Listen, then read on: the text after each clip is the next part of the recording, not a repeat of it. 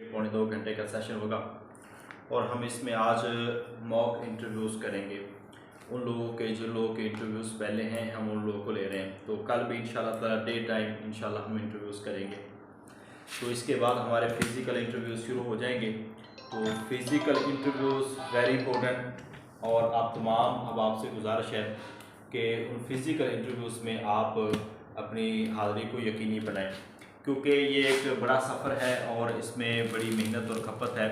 तो इस सिलसिले में आपने ये केयर करनी है कि आप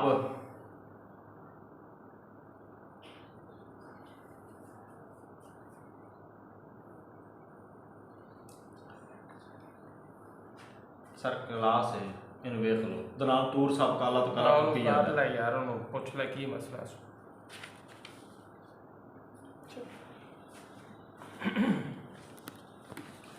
तो इंशाल्लाह ये सिलसिला हमारा चलता रहेगा। तो जो बंदा नाम लिखवाए वो ज़िम्मेदारी के साथ वहाँ पे पहुँच जाए। तो अभी हम इंटरव्यू स्टार्ट करते हैं जी। सबसे पहले यहाँ पे जो मौजूद हैं असदुल्ला साहिब मौजूद हैं जी। असदुल्ला मुबशिर साहिब जी वालेकुम अस्सलाम रहमतुल्लाहि व बरकातुहू। सर आप अपना कैमरा ऑन करना चाहें?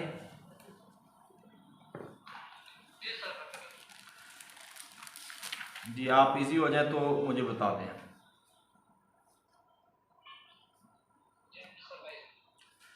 ओके बिस्मिल्लाहिर्रहमानिर्रहीम। सर आप अपना तारुफ करवा दें।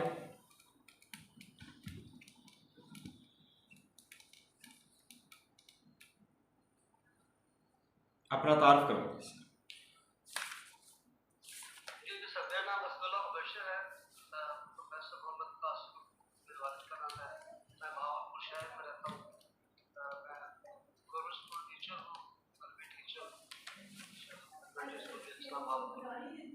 और मैं टीचिंग के अलावा मैंने ट्रेनिंग भी कराई है, पर्सनल ट्रेनर के तौर पे भी काम किया है यही भावलपुर शहर में। इसके अलावा मेरी जो क्वालिफिकेशन है इस वक्त मैं पीएचडी का स्टूडेंट हूँ, स्कॉलर हूँ इस्लामी यूनिवर्सिटी भावलपुर में। और मेरी जो अकेडमिक क्वालिफिकेशन है वो तकरीबन थ्रू आउट मैट्रिक से लेकर एमफिल तक सब जो है वो फर्स्ट डिवीजन के साथ। असदुल्ला साहब आप ये बताएं कि आप के वालिद साहब किस ग्रेड में रिटायर हुए हैं? सर अभी रिटायर नहीं हुए, 19 ग्रेड में हैं इस वक्त मौजूद है, प्रोफेसर अच्छा ये बताएं असदुल्ला साहब आपने पीएचडी की है या अभी कर रहे हैं? सर कर रहा हूँ, अभी फर्स्ट सेमेस्टर है। एमफिल आपने कर लिया है, तो एमफिल में आपका रिसर्च वर्क क्या था? सर मेरा टॉपिक था मज़ाहिब आलम के तसव्वुर सज़ा। मज़ाहिब आलम के तसव्वुर सज़ा। अच्छा यहाँ पे ना एक क्वेश्चन है कि इस्लाम की जो सज़ाओं का कॉन्सेप्ट है इसको दीगर मज़ाहब वालों ने बहुत इसको सख्त करार दिया है।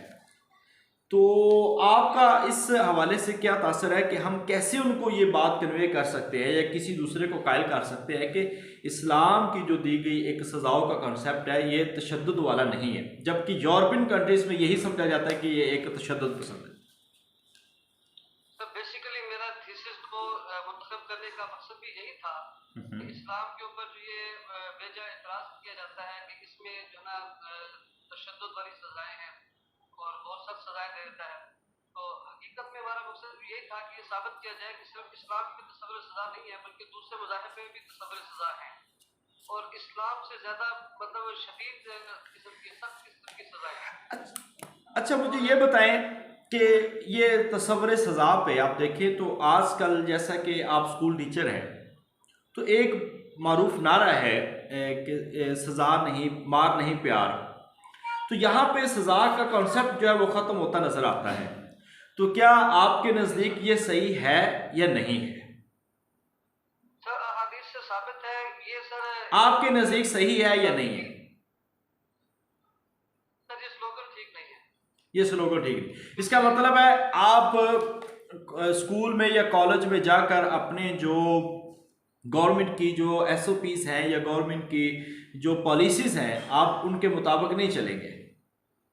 सर एज इट ये अगर शरीय के एतबार से देखा जाए तो मतलब इजाजत है बार की, लेकिन अगर गवर्नमेंट के कानून को देखा जाए, पाकिस्तान के कानून को देखा जाए तो आपने एक पब्लिक सेक्टर इदारे में पढ़ाना है तो आप वहां पे क्या करेंगे? सर हम कोशिश करेंगे हिकमत अमली से बच्चों को पढ़ाई की नो तरफ। नो, हिकमत अमली तो रह नहीं गई, हिकमत अमली तो है नहीं। उन्होंने कह दिया कि मार नहीं प्यार, आप तो मार नहीं सकते, तो फिर कौन सी हिकमत अमली बनाएंगे? थोड़ा थोड़ा मार लेंगे, कमरे में छुपा के मार लेंगे, क्या करेंगे आप?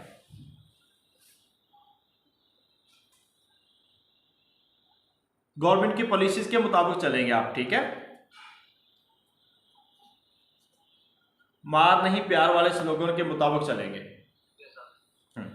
अच्छा जी, अच्छा ये बताएं कि आप बहावलपुर से हैं, बहावलपुर के नवाब बड़े मारूफ हैं, तो अभी नवाब मोहम्मद सादक की कोई नस्ल से अभी कोई शख्सियत वहां पे मौजूद है? सर सवाल आपका कट गया, सही समझ नहीं आया पूरा। कॉल आ रही ना, तंग कर रहे हो।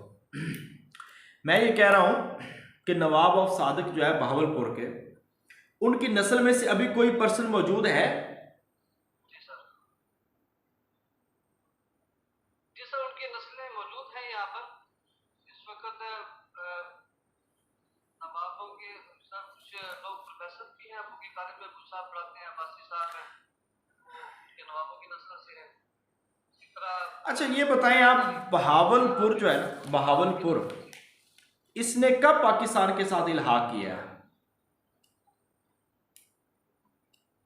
सर ये 4 सितंबर 1947 को इल्हाक किया था। इजर्टन रोड कहाँ पे है?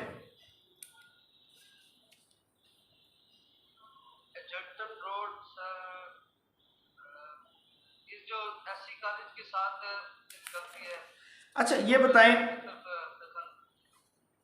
बताएं आप कि आज पाकिस्तान में डॉलर का क्या रेट है? इस वक्त मालूम नहीं है। फीफा वर्ल्ड कप किस कंट्री में होने जा रहा है? सर कतर में होगा ये। कतर में होगा। आप चलिए अभी सर आपसे डिस्कस करते हैं, बाकी मैं फिर। जी अस्सलाम वालेकुम सर। वालेकुम सलाम। ये क्या हाल है आपकी, खैरियत से है? अच्छा ये बताएं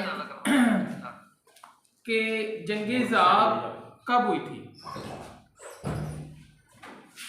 जंगे अहज़ाब जो है 5 हिजरी में हुई थी। जी, और ये किन के दरमियान हुई थी?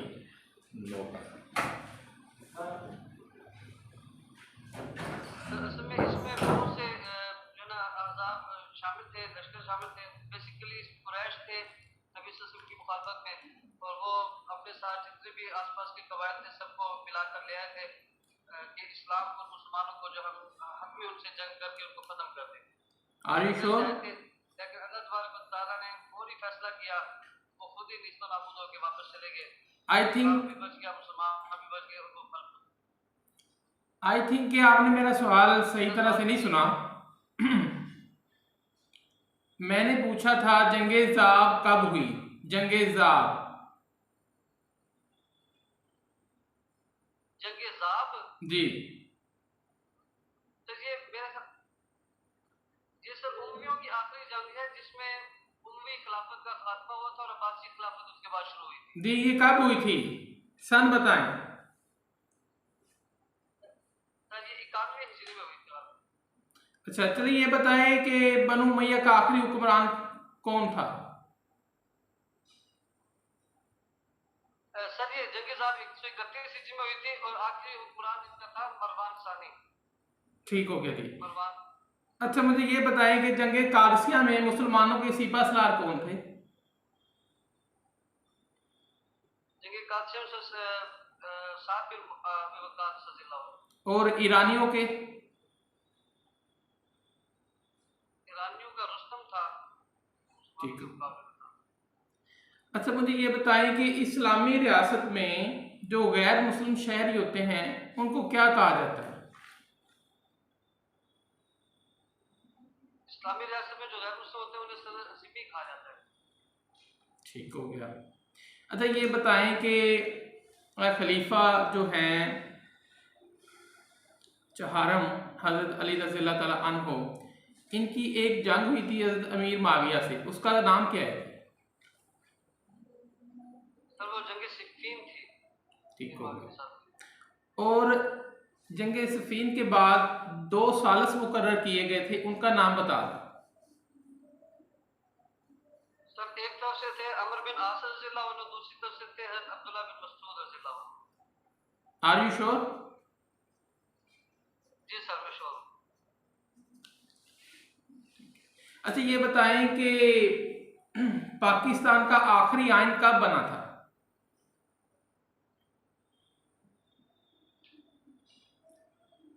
1973 में बना था आखिरी आइन। ठीक हो गया। और ये किसने बनाया था?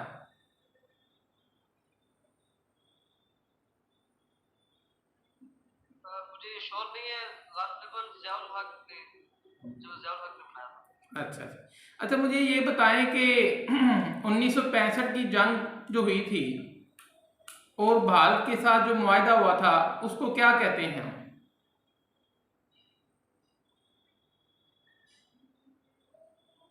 ये सिंध ताश हुआ था।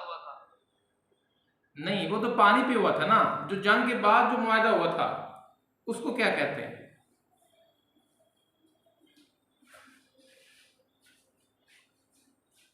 सर मिसाके अच्छा चलें ये बताएं कि जो करारदाद पाकिस्तान जो 1940 में पेश की गई थी वो किसने पेश की थी?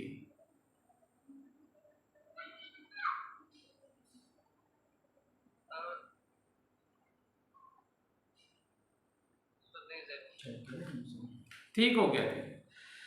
अच्छा सर आप ये बताएं कि उसूल तफसीर आपने पढ़े हैं? जी सर। उसूल तफसीर क्या होते हैं? तफसीर करने के लिए जिन चीज़ों का जो असल होते हैं, उसूल होते हैं, जिनको मद्देनजर रख के फिर तफसीर करनी चाहिए। कौन सी तफसीर पढ़ी आपने इस पे? लेकिन वो इल्म जिसको मद्देनजर रखते हुए मुफस्सल तफसीर करता है, जिसका लिहाज कौन सी तफसीर पढ़ी आपने इस पे? पूरे उसूल तफसीर का है। उसूल तफसीर पे सर अल्फाजुल कबीर पढ़ी है। अल्फाजुल कबीर का पूरा नाम क्या है?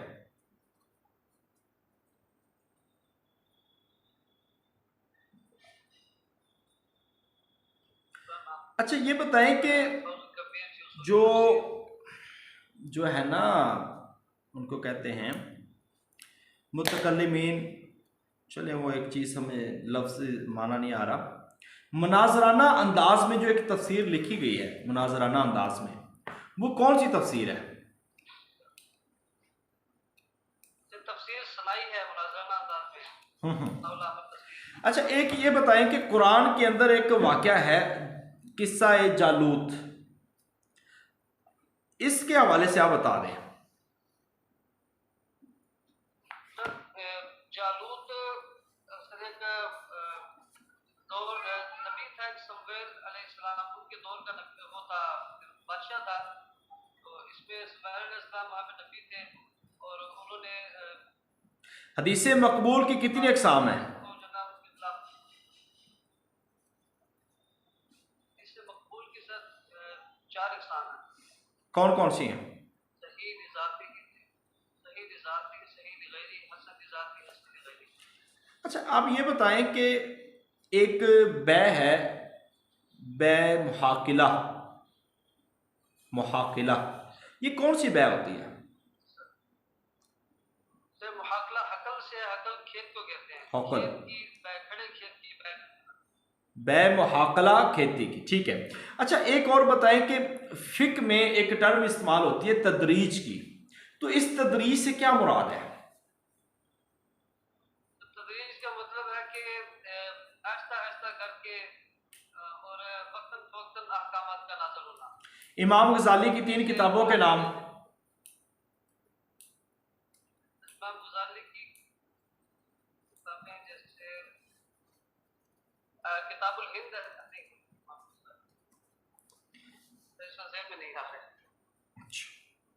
अच्छा, आखिरी सवाल आप ये बता दें कि आपकी थीसिस से है जो आपने तसव्वुर सज़ा के हवाले से कॉन्सेप्ट बयान किया है, सज़ा की हिकमत पे कुरान के अंदर एक आयत मौजूद है कि सज़ा का कॉन्सेप्ट क्यों है, वो आयत या उसका तर्जमा आप बता दें।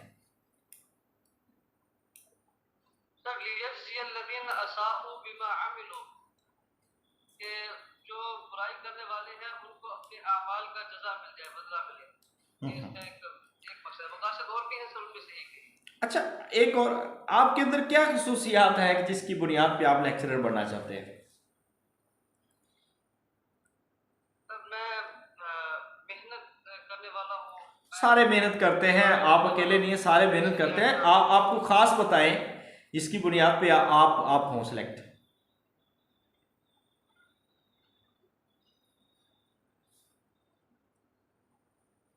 मैं समझता हूँ कि मेरे अंदर ये ताकत लियाकत है कि मैं बच्चों को कायल कर सकता हूँ और बच्चों को मतलब कंट्रोल कर सकता हूँ। जिस तरह नए नए रुझानात आते हैं और बच्चे बहक जाते हैं रास्तों से और उनके अंदर तशद्दुद तासुब आ जाता है, मैं समझता हूँ कि मैं उनको कायल करके उसकी इस्लाह कर सकता हूँ माशरे की। इसलिए ओके सर, आपका इंटरव्यू कंप्लीट हुआ। अभी बहुत सारी चीज़ें चाहिए आपका, मैं अभी कुछ चीज़ें बता दूं। आपका तारुफ इंतहाई नाकिस था और तारुफ उस कदर उम्दा नहीं है, यानी कि आपके तारुफ में कोई सीक्वेंस नहीं था। दूसरी बात, मैंने उर्दू में पूछ लिया, आपको इंग्लिश में भी प्रिपेयर करना है, ठीक है। और तारुफ में सीक्वेंस होना, एक तरतीब होना, ये बहुत ज़रूरी है। ये शुरू से ही आपकी तरतीब बिखरी हुई है, प्रोफेसर नाम लेने की भी ज़रूरत नहीं है। दूसरी बात यह है कि आपने कभी आप अपनी जॉब का बताने लगे, आखिर पे आपने डिग्रियों का बताया, तो तारुफ में एक तरतीब ये ज़रूरी हो और फ्लो हो आपके तारुफ में। ये एक बुनियादी तौर पर आपने जो है ना लो परफॉर्मेंस आपके इंट्रोडक्शन में हुई है। उसके बाद गवर्नमेंट की पॉलिसी से कोई भी इख्तलाफ नहीं करना। जो इदारे या पॉलिसी मेकर जो हमारे लिए पॉलिसी बनाएंगे, एक पब्लिक सर्वेंट का काम है कि वो उसको फॉलो करता है और इम्प्लीमेंट करता है, ठीक है, चाहे वो उसके लिए अच्छी है या बुरी है। सो हमें गवर्नमेंट की जो दी गई हदायत है उसके मुताबिक वर्क करना है। जनरल नॉलेज में आप काफ़ी वीक नजर आए, को थोड़ा सा हालात हाजरा पे नहीं है। अल-फौजुल कबीर का बेसिक एक सवाल था, बहुत बुनियादी सवाल, इमाम गजाली का बहुत बुनियादी सवाल था। तो इन चीज़ों पे आपने एक काबू पाना है और मज़ीद कुछ जवाबात में आप बिल्कुल क्लियर नहीं है। जैसे कि लाइक का एक लेक्चरर की क्या क्वालिटीज़ होनी चाहिए, वो आपको थोड़ी सी यूनिक सी बतानी है ताकि वो बंदा इंटरेस्टेड हो आप में। तो इस लिहाज से आपके जो नंबर हैं वो भी हमने इधर जो है ना वो लगा दिए हैं, तो वो इंशाल्लाह ताला आप देख सकेंगे, ठीक है। ये आपको शेयर कर दिया जाएगा ग्रुप में। असदुल्लाह मुबशिर साहिब, ओके जी, ओके जी। नेक्स्ट यहाँ पे मौजूद जो है अब्दुल आला साहब।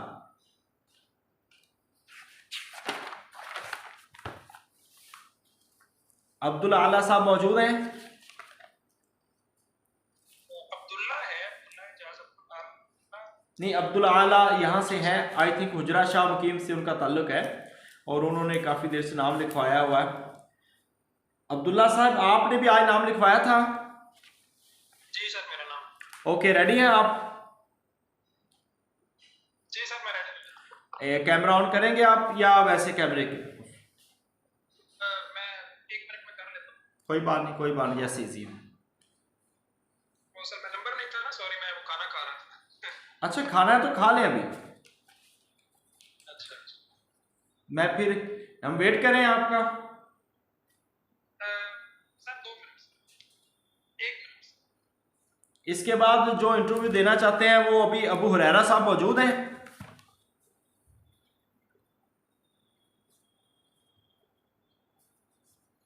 अबू हुरैरा साहब,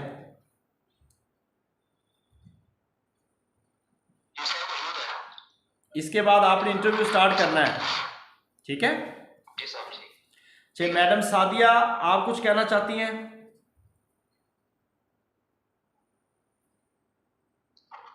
जी सर, मैंने अपना कैमरा ऑन कर लिया। ओके, हम स्टार्ट करते हैं।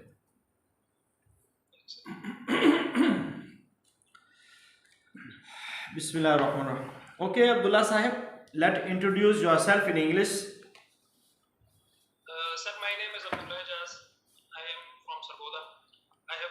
my Darse Nizami from Jamia Miftahul Ulum Sargoda in 2016, and since then I've been teaching in Al Religious Institute, and now I'm also doing my MPhil from Sargoda University in Islamic Studies. Abdullah Ijaz साहब, आप ये बताएं कि आपने 2016 में MA किया है, 2016 में किया ना दरसे निजाम। दरसे निजामी। आपके पास कोई स्कूल की डिग्री है? जी सर, मैंने साथ साथ मैट्रिक के बाद मदरसे में एडमिशन लिया, उसके बाद मैंने एफए किया, मैंने बीए किया, अब उसी बेस पर मैं एमफिल में इसी साल मैंने एडमिशन लिया है यूनिवर्सिटी ऑफ सरगोदा। ओके। अच्छा अब्दुल्ला साहब, आप 2016 में आपने एमए किया है, लाइक शहादतुल आलमिया किया है, तो और 2022 में अभी आप आ रहे हैं, तो ये 6 साल आप क्या करते रहे? सर 6 साल से मैं एक मदरसे में तदरीस कर रहा था, एक ही जगह, तो मैंने 6 साल पढ़ाया है उसके।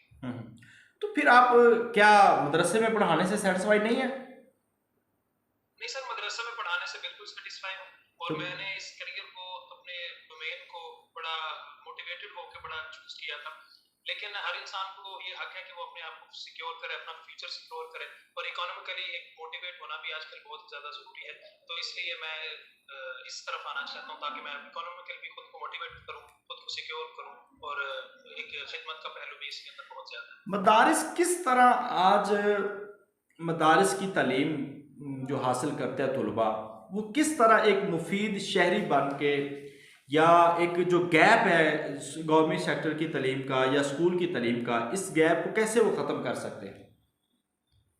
सर इस गैप को ख़त्म करने के लिए काफ़ी सारी चीज़ों की इस्लाहात की ज़रूरत है।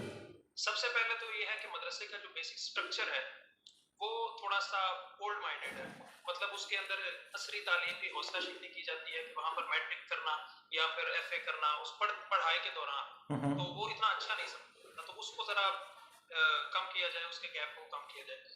दूसरा ये है कि असातिज़ा की तरफ से एक मोटिवेट भी किया जाए कि आप भी पढ़ें, ताकि आप देखिए, आज आपने एक टर्म सुनी होगी, SNC, सिंगल नेशनल करिकुलम, सुना आपने? जी जी, ये जी बिल्कुल। ये किस कदर इफेक्ट जो है ना मुफीद हो सकता है हमारे मदारस के लिए या फिर स्कूलों के लिए? सर ये एक बड़ी लंबी चौड़ी बहस है, और ये इस पर यही तज्जिया किया गया है कि ये इफेक्ट नहीं करेगा, मतलब ये किसी हवाले से भी मदारिस या फिर आम मुसलमान के लिए मुफीद साबित नहीं हो, और इस पर बड़ी लंबी चौड़ी बहस। नहीं, इस पे कोई एक फैक्टर आप बता दें कि किस वजह से आप इसको डिनाई करते हैं।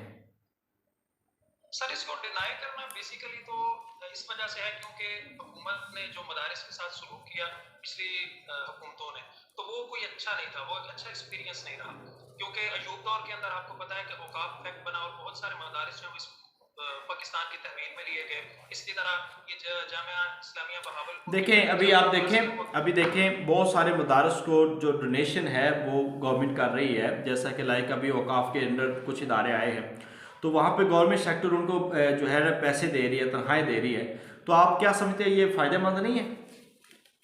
नहीं सर, ये फ़ायदेमंद है। अच्छा, सरगोदा जो है डिस्ट्रिक्ट, ये कब बना है? ये सर 49 के अंदर डिस्ट्रिक्ट बना है। सरगोदा के अंदर जो मौजूद यूनिवर्सिटी है ये कब बनी है? सर ये 2002 के अंदर यूनिवर्सिटी बनी है, पहले ये गवर्नमेंट कॉलेज सरगोदा था और इसका नाम डी माउंट मोरेंसी कॉलेज था। ओके। अच्छा, सरगोदा में एक बाग बड़ा मारूफ है, वो कौन सा बाग है? कंपनी बाग है जो मारूफ है। सरगोदा के अंदर कोई मारूफ पॉलिटिशियन? सरगोदा के जो सियासी खानदान है वो काफी मशहूर रहे, इसमें सबसे पहला तो मलिक खिज़र है अटमाना थे। अच्छा, आपने दरस निज़ामी किया है, तो दरस निज़ामी में आपने सर्फ और नहव भी पढ़ी होगी, आप ये बताएं, मैं एक जुमला मैं ये कह रहा हूँ कि दरस निज़ामी में आपने सर्फ और नहव पढ़ी होगी, मैं एक जुमला बोल रहा हूँ, आपने उसको समझना है। अल-फौज़ुल कबीर फी उसूल तफसीर, आपने इसकी तरकीब करनी है। अल-फौज़ुल कबीर ये मुरक्कब तौसीफी है, फी हर्फ जर है, उसूल और तफसीर ये मुरक्कब इज़ाफ़ी है, और ये इस तरह की तरतीब। अगर आप बाकी कहते हैं उलूमुल कुरान पे किसी दो किताबों के नाम? एक मौलाना तकी उस्मानी साहब भी है उलूमुल कुरान, और एक डॉक्टर अब्दुल रऊफ ज़फ़र साहब जो सरगोदा यूनिवर्सिटी। आप अखबार पढ़ते हैं? जी सर, मैं अखबार पढ़ता हूँ। कौन सा अखबार पढ़ते हैं आप? वेरिएशन ट्रांसलेशन उसमें होती है, कभी इंग्लिश का कभी कोई एक बता दे जो रिसेंटली आपकी नज़र से गुजरा हो। मैंने नेशन पढ़ा था अभी कुछ दिन पहले, लेकिन अभी तकरीबन 10 दिन हो गए मैंने कोई अखबार। अच्छा, आप ना सर एक आपको टॉपिक दे रहे हैं कि आपने मदारस से तशद्दुद जो है ना उसको ख़त्म करना, आप खड़े हो जाएं और इस पे आपने हमें एक जो है ना डिस्कशन करनी है, आपने एक डेमो लेक्चर देना, आपने खड़े हो गए। मैं एक मिनट जरा कैमरा पे, no problem, no problem.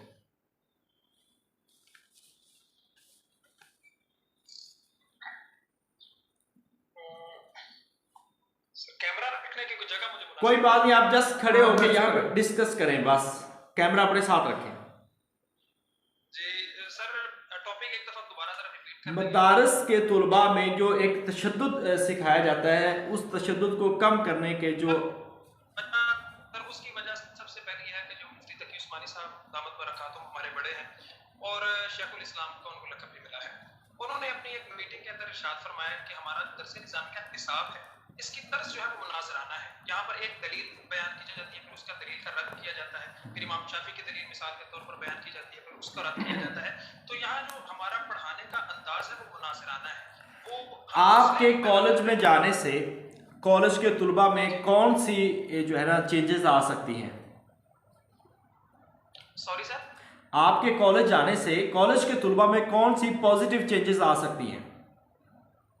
Sir सबसे पहले तो यह है कि उनको दीन के करीब करना, उनको अपने साथिया का अदब सिखाना, जो कि दुनिया और आखिरत की कामयाबी के लिए ज़रूरी है, और इसी तरह उनको मेहनत का कायल करना, उनको आगे बढ़कर एक अच्छा लाइन मुहैया करना कि उनकी रिसर्च के लिए या किसी भी हवाले से उनके लिए जो मुफीद हो। आपके सामने एक सिचुएशन है, मैं रखता हूँ कि ये कह लें कि एक तरफ आपके बीवी या आपका बेटा या बेटी बीमार है, अल्लाह ना करे ऐसा हो, और एक तरफ आपकी ड्यूटी टाइम है, 8 बज गए, आपने कॉलेज जाना है। दोनों टाइम में आपने अब किस तरफ जाना है? आप अपने बीवी बच्चे को लेके जाएंगे या फिर आप कॉलेज टाइम पे जाएंगे? एक पर बीवी बच्चों को लेके जाएंगे, तो कॉलेज क्या क्या करेंगे आप? कॉलेज में एक पहली बात तो ये है कि कुछ गुंजाइश होती है, और दूसरी फैमिली इज ऑलवेज मेरी प्रायोरिटी हमेशा फैमिली है। मैं जॉब छोड़ भी सकता हूँ, तो एक दिन का कॉलेज ना जाना कोई मायने नहीं रखता। तो मेरे ख्याल से अगर आप कल कला आपकी फैमिली कहे कि ये जॉब तो आपकी सरगोदा से दूर हो रही है, तो फिर आप छोड़ देंगे? ये आवाज में डिस्टॉर्शन आ रही है, माइक खोला है, प्लीज बंद करवा सकते हैं? जी मैं अभी कर देता हूँ जी, हो गया। अच्छा अब्दुल्ला साहब, मेरी एक आपसे बात है कि अगर आपकी फैमिली कल कला कहती है कि नहीं आपने यहाँ पे जॉब नहीं करनी, ये दूर हो गई है, फर्ज कीजिए आपकी जॉब हो जाती है गुजरावाला में या हो जाती है पिंडी में, तो आपकी फैमिली एग्री नहीं है, तो क्या करेंगे आप? फैमिली को सर एग्री करना वो तो फिर एक मर्द का काम होता है। तो दूसरी बात यह है कि सेकंड ऑप्शन मौजूद है, आप वहां पर शिफ्ट हो सकते हैं। तो आपने यही कहा है कि मैं अपनी फैमिली के लिए तो जॉब छोड़ भी सकता हूँ? जी बिल्कुल छोड़ सकता हूँ। अगर ऐसी देखिए सर, वक्त के नफ्स पे हाथ रखना होता है। कभी सिचुएशन किसी किस्म की होती है, कभी किसी किस्म की होती है। वक्त के नफ्स पे हाथ रख कर जो बंदा फैसला करता है वही हकीम है, वही समझदार है। ठीक है, ठीक है जी जी सर।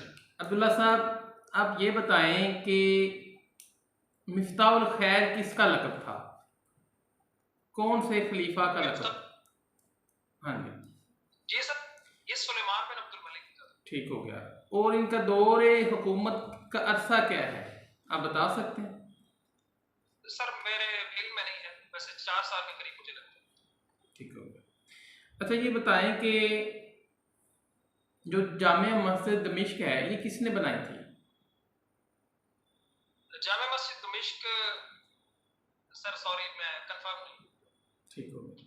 अच्छा ये बताएं कि वस्त एशिया का फातिहा हम किसको कहते हैं? कौन है वस्त एशिया का फातिहा?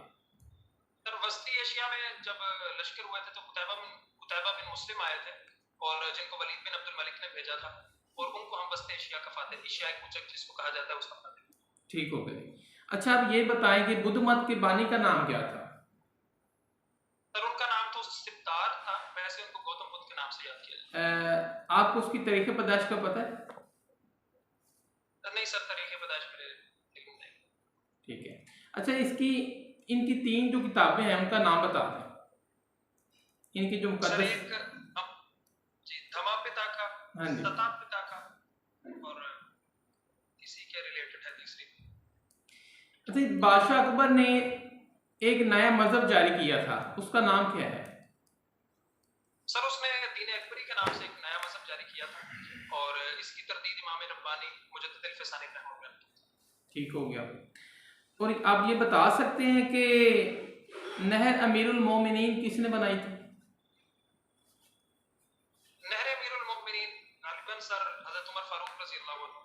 और ये किसको मिलाती थी, यानी कि किस दरिया को किससे मिलाती थी? सर सॉरी मैं थोड़ा इसमें वीक हूँ, मैं हिस्ट्री में, तो मैं इसलिए आपके जवाब इतने तसल्ली बख्श नहीं दे ठीक हो। अच्छा चलें, आप ये बताएं कि FTF से क्या मुराद है?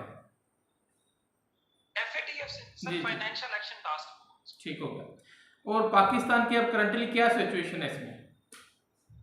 सर ये पाकिस्तान फिलहाल तो अभी ग्रे लिस्ट में है, लेकिन कुछ अरसे तक इसको फैसला हो चुका है कि ग्रे लिस्ट में से निकाल दिया जाए। ठीक हो गया।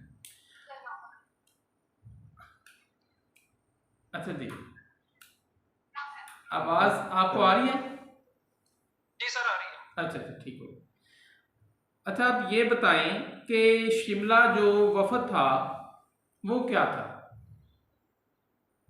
Sir sorry Shimla. अच्छा, चले ठीक हो गया जी। और अच्छा सर ये बताएं आप, उसूल हदीस में एक टर्म बोली जाती है मुदरज, ये मुदरज से क्या मुराद जी है? जी सर मुदरज इसमें मफूल का सीगा है इदराज से, जिसका माना होता है दर्ज किया गया। मतलब यह है कि रावी अपना कलाम सनद में या मतन में दर्ज कर दे। उसकी वजह कई सारी हो सकती है। फन्ने जरा और तादील पे 2 किताबों के नाम। जी सर सॉरी फन्ने जरा और तादील पे 2 किताबों के नाम। फन्ने जर्ह व तादील में 2 किताबों के नाम सर मेरे अचानक से ज़हन से स्किप हो गया, सॉरी। अच्छा ये बताएं कि मुस्तशरिकीन जो हैं ये बुनियादी तौर पर नबी पाक सल्लल्लाहु अलैहि वसल्लम की सीरत पे बहुत किरदार, सीरत पे भी मतलब ख़ास तौर पर अज़दवाज पे बड़ा एक एतराज़ करते हैं। तो आप इसका एक सेटिस्फैक्ट्री जो एक जवाब है वो क्या देंगे आप? सर सबसे पहली बात तो वो एतराज़ हम उनका समझ लेते हैं। एतराज़ वो यही करते हैं कि नबी करीम सल्लल्लाहु अलैहि वसल्लम ने नबी के अंदर 11 शादियां फरमाई। नाउज़ुबिल्लाह आप अलैहिस्सलाम की ये शादियां कोई ख्वाहिशात के ऊपर मबनी थी। तो सबसे पहली बात तो यह है कि ये ख्वाहिशात पर मबनी नहीं थी, वरना आप अलैहिस्सलाम ने जो 25 साल तक आप अलैहिस्सलाम की एक ही शादी रही है और वो हज़रत खदीजा रज़ी अल्लाह। फ़लसफ़ा पे 2 किताबों के नाम बता दें। जी सर फ़लसफ़ा पे 2 किताबों के नाम। सर एक तो अल-मुनक़िज़ मिन अज़-ज़लाल हो सकती है और इह्याउल उलूम ये भी फ़लसफ़ा ही है, लेकिन इस्लामी फ़लसफ़ा। ज़ादुल मआद जो किताब है इलामा इब्न क़य्यिम जौज़ी रहमतुल्लाह अलैह की, ये किस मौजू पे है? ये सर हदीस और इसमें ज़ादुल मआद मिन हदी खैरिल इबाद इसका पूरा नाम है, जो कि हदीस ही के मौजू पर एक किताब। ये सीरत के मौजू पे नहीं लिखी गई किताब? अब सीरत ही की हदीस की मतलब सर ऐसे ही है। टॉपिक इसका सीरत बनेगा। जी सर टॉपिक तो इसका सीरत बनेगा ना? जी जी सर बिल्कुल सीरत। दुनिया के अंदर आजकल सबसे बड़ी करेंसी किस कंट्री की है? सर कुवैत की। रिसेंटली एक अक़वाम मुत्तहिदा के बड़े इदारे का इजलास हुआ है, वो किस इदारे का इजलास है?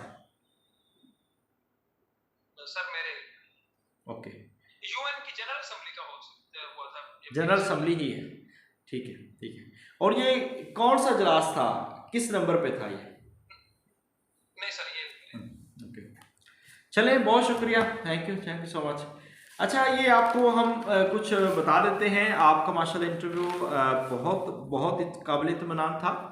ख़ास तौर पर इंट्रोडक्शन बहुत उम्दा करवाया आपने, और मदारिस की डिग्री है तो आपने ये ना देखें, जब आप कहते हैं ना कि मैं इस जॉब से मुतमिन हूँ, तो आप ये जवाब इसको थोड़ा सा आप रिवाइज़ करें। ये जवाब काबिल मुतमिन नहीं है कि ज़ाहिर बात है जब आप किसी दूसरी जॉब के लिए जा रहे हैं तो उस वक्त आप मुतमिन नहीं हैं। आप कह दें कि एक हद तक मैंने यहाँ पे वर्क किया है तो अब मैं यहाँ पे ये समझता हूँ कि मुझे आगे निकलना, और इसलिए मैं ज़हनी तौर पर या दिली तौर पर यहाँ पे मुतमिन नहीं हूँ, और इसलिए मैंने अब स्टेप लिया कि मैं कोशिश करूँ। ठीक है, एक बात। ठीक SNC पे तमाम सूबे जो है वो मुत्तफिक है, और ये निसाब अगर हम पॉजिटिव तरीके से चलाएं तो इसको हमने स्कूलों में भी लेके जाना है और मदारस में भी लेके जाना, और इस पे ज़्यादा तनकीद, चूँकि ये हुकूमती मामला है और पॉलिसी मेकर का मामला है, तो इस पे हम ज़्यादा तनकीद मुनासिब नहीं है, क्योंकि ये एक सिंगल नेशनल करिकुलम एक कौम बना रहे हैं, इकट्ठा कर रहे हैं। ठीक है, एक बात। दूसरी बात जो है कि डेमो जब आपको देने का कहा गया है ना, तो आपने बोला है, असल में डेमो लेने का मकसद पता क्या होता है, आप वाइट बोर्ड की तरह दीवार को ही, चाहे आप वहाँ पे वर्ड्स लिख दें, कुछ डेट लिखें या कुछ आप बताएं कि आज हम ये पढ़ेंगे, बतौर डेमो लेने वाले जितने भी होते हैं वो बतौर आप स्टूडेंट होते हैं, तो आप उनको स्टूडेंट जो है ना वो कंसीडर करें आप उनको, और फिर आप अपना टॉपिक का तारुफ बताएं। डेमो ये सारी चीज़ें होती हैं। ठीक है, तो निज़ाम तलीम में कोई भी रवाबत पैदा करने के लिए आप उनको बेहतर तरीके से कोई अच्छे दलाइल दें। बाकी तो सवाल जो है ना जनरल नॉलेज में थोड़ा बहुत या हिस्ट्री में आप थोड़ा बहुत कमज़ोर हैं, ओवरऑल जो है ना वो आपका इंटरव्यू बहुत अच्छा है, और आपके रिपोर्ट हमने यही चीज़ें थी हमने लिख दी है।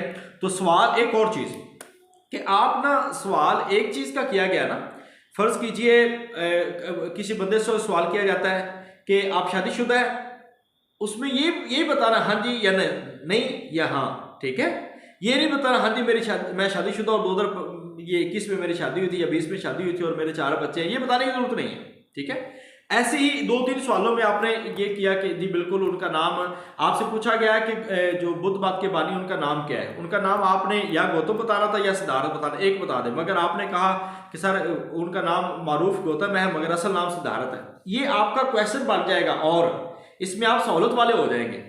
टू द पॉइंट जो बात करनी है ना, ये चीज़ बड़ी फेवरेबल रहती है कैंडिडेट के लिए। ठीक है, क्योंकि सवाल से आगे सवाल निकलेंगे और ये प्रेशर आपके ऊपर कम होता जाएगा, तो आप ज़्यादा रिलैक्स फील करेंगे। और ओवरऑल माशाल्लाह आपका इंटरव्यू बहुत अच्छा है, हमें बड़ी अच्छी उम्मीद है इंशाल्लाह अल्लाह ताला आपको कामयाब फरमाए। और कोई सवाल करना चाहिए? इंशाल्लाह आपने बहुत अच्छा परफॉर्म किया है, इसी सीक्वेंस को आपने कायम रखना वहाँ पे इंशाल्लाह। आपके 70 मार्क्स हैं, आपके अच्छा इंटरव्यू ठीक है, बेहतर देता है, मुतमिन है और मदरसे वाले ना खास होते हैं, नहीं होते वाकई ये ना जाने दूजे नालों बेहतर आया है, और इंग्लिश भी अच्छी।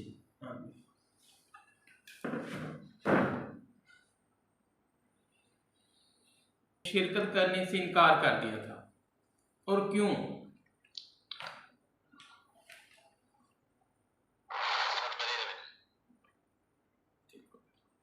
अच्छा ये बताएं कि अरबी को दफ्तरी जुबान किस खलीफा ने बनाया था? ठीक हो गया। और ये भी बताएं कि बनु उमैया का आखिरी खलीफा कौन था?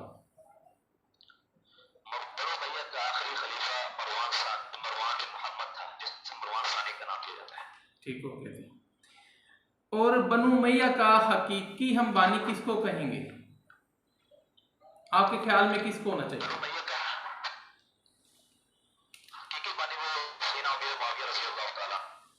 अच्छा जी, वो हकीकी बानी थे। जब बनु उमैया पे ज़वाल आया तो उसको सहारा किसने दिया था?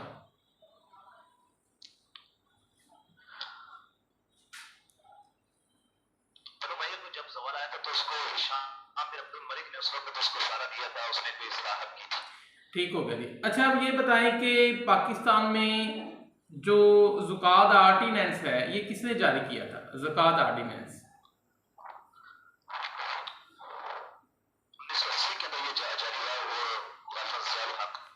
ठीक हो गया जी। और अच्छा ये बताएं कि पाकिस्तान के तीसरे वज़ीर आज़म का नाम क्या है?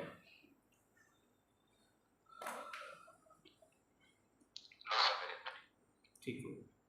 अच्छा क्या आप गेम वगैरह खेलते हैं? इंटरेस्ट है आपको गेमों में? ठीक हो। अच्छा ये बताएं कि हाल ही में जो कॉमनवेल्थ गेम हुई हैं तो पाकिस्तानी 2 प्लेयर्स थे जिन्होंने मेडल्स हासिल किए हैं, और ये बताएं कि गोल्ड मेडल किन किन लोगों ने हासिल किए हैं?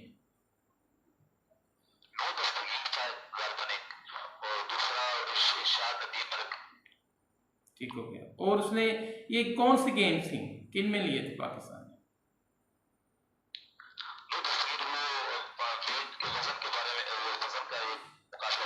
Weight lifting.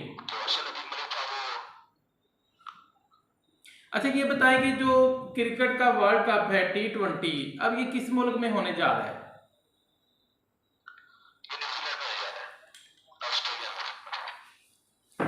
अच्छा जी, ठीक हो गया। अब ये बताएं कि अफगानिस्तान के वजीर आजम का क्या नाम है?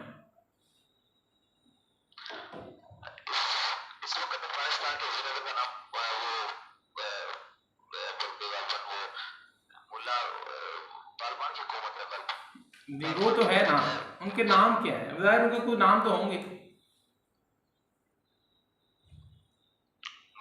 अच्छा चलिए ये बताएं कि जो अफगानिस्तान की सरहद है हमारे साथ, इसको हम क्या कहते हैं? इस सरहद का एक नाम है, उसका नाम बता दें।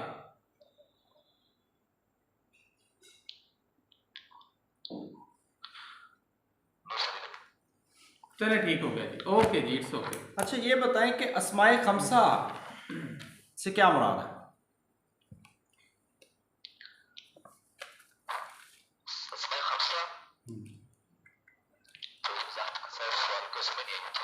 अस्माए खमसा से क्या मुराद है, मैं ये पूछ रहा हूँ। ओके अच्छा, आखिरी सवाल आपसे है कि आप लेक्चरर ही क्यों बनना चाहते हैं? इसलिए बनना चाहता हूँ, मेरी जो मारूफ जिससे मैं मुतासर हुआ था वो मेरे उस्ताद मोहतरम थे, प्रोफेसर थे, मुझसे बहुत मुतासर हुआ था उनकी शख्सियत से। तो इस वजह से मैंने उस वक्त से इरादा किया था कि मैं लेक्चर बनना चाहता हूँ उनको देख करके। सर मेरी एक बात सुनिएगा, कल कला आप किसी एक कॉलेज में रहते हुए किसी गुलकार से मुतासर हो जाएं या किसी एक्टर से, अक्षय कुमार से मुतासर हो जाएं, तो फिर क्या करेंगे?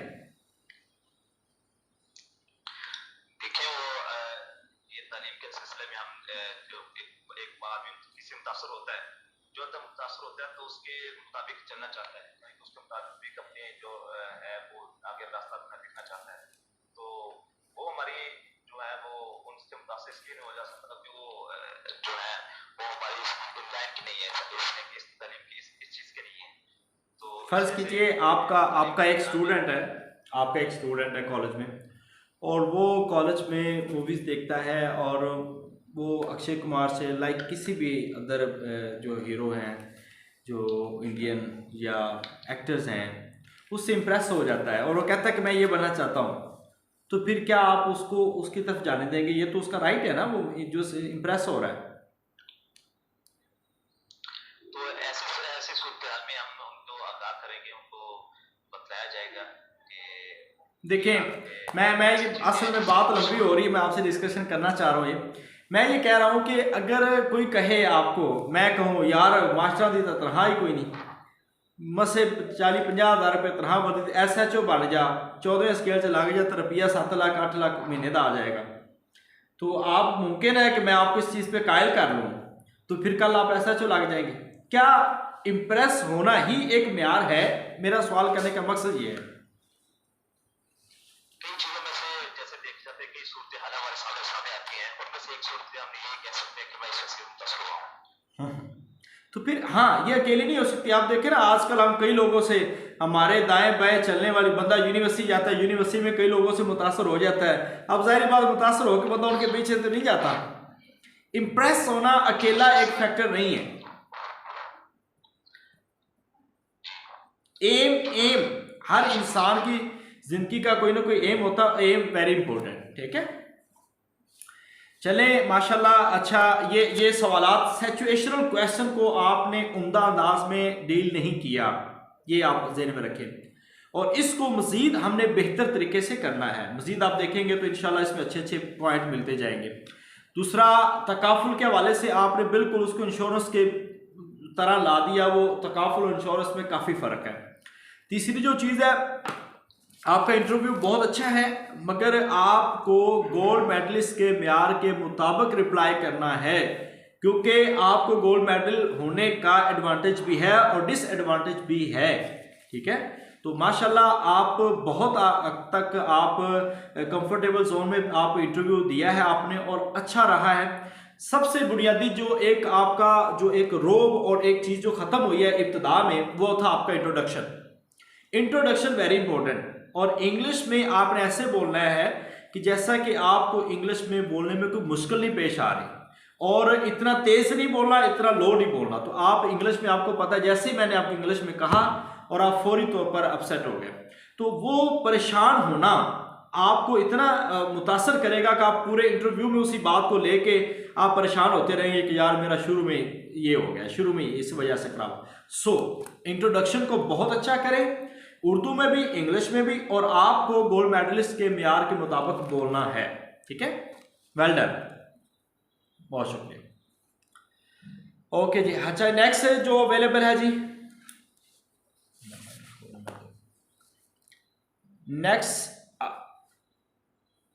नेक्स्ट कोई अबू बकर साहब के अलावा कोई अवेलेबल है तो बताएं। अभी जिन्होंने आज नाम लिखवाए थे वो कहाँ हैं? अब्दुल आला साहब कहाँ हैं? जी सर मैं भी हूँ। आपने भी नाम लिखवाया था? जी सर लिखवाया था, 8वें 9वें नंबर पे। ओके ओके, रेडी हो जाए, स्टार्ट करते हैं जी। आप कैमरा ऑन करेंगे? जी सर कर लेता हूँ। राय भी लिखते हो।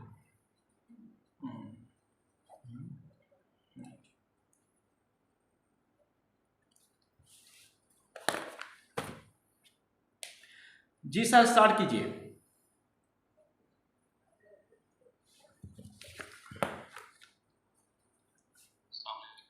जी वालेकुम अस्सलाम रहमतुल्लाहि व बरकातहू। क्या हाल है सर आपके? ठीक ठाक हैं? Okay, let introduce yourself in English. Tell me your name, last degree.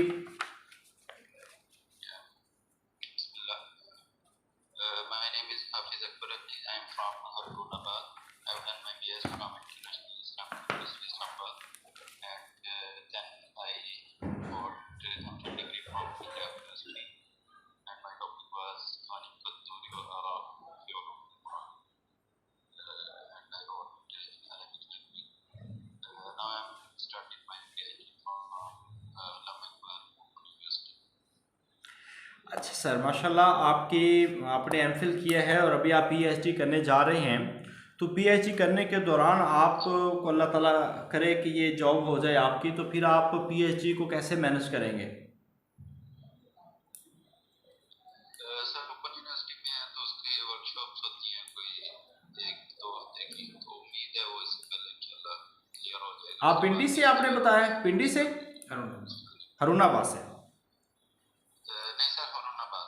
अच्छा सर, अच्छा आप भी डिस्ट्रिक्ट बहावल नगर से हैं, तो डिस्ट्रिक्ट बहावल नगर के साथ मैंने पहले भी एक सवाल पूछा कि एक बड़ी बाउंड्री लाइन लगती है हमारी इंडिया के साथ, इस बाउंड्री लाइन का क्या नाम है? सर नाम तो कोई इसका खसूसी नहीं है, वैसे इसके साथ जूनागढ़ वाला का इलाका होता है। ये आपको पता है कि सर रेडक्लिफ ने जो एक लकीर खींची थी, एक तकसीम की थी, ये वो वाला नाम है। ठीक है, इसको सर रेडक्लिफ लाइन कहा जाता है, या और बात इसको इंटरनेशनल बाउंड्री भी कहा जाता है, वैसे इंटरनेशनल लाइन भी। अच्छा ये बताएं, आपने एमफिल किया है और एमफिल में आपका थीसिस था कदूरी पे? हाँ, गानिम कदूरी व आराब थियोलॉजी। ओके, तो इसका मतलब आपका इंटरेस्ट फिक्र में है? ठीक है, नहीं ये गानिम कदूरी ये इराकी आलिम है, इनका काम उलूमुल कुरान पे, और ये फिलहाल हयात पाकिस्तान पे आए थे पिछले दिनों, यूनिवर्सिटी ऑफ लाहौर में कोई कॉन्फ्रेंस हुई थी, उधर आए थे, और ये उलूमुल कुरान पे इनका सारा काम है, खासतौर पे इल्मुल रस्म। और ठीक है, आप ये बताएं कि उलूमुल कुरान में एक टॉपिक आता है मिसालुल कुरान।